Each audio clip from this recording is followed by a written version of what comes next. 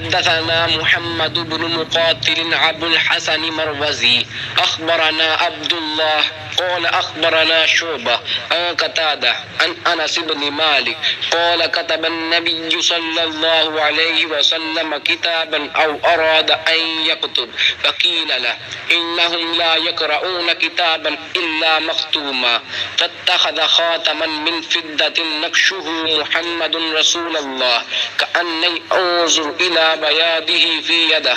فقلت لقتادة ما قال نقشه محمد رسول الله قال أنس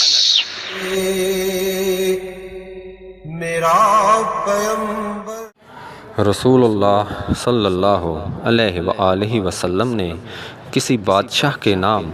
دعوت اسلام دینے کے لیے ایک خط لکھا یا لکھنے کا ارادہ کیا تو آپ صلی اللہ علیہ وآلہ وسلم سے کہا گیا کہ وہ بغیر مہر کے خط نہیں پڑھتے، یعنی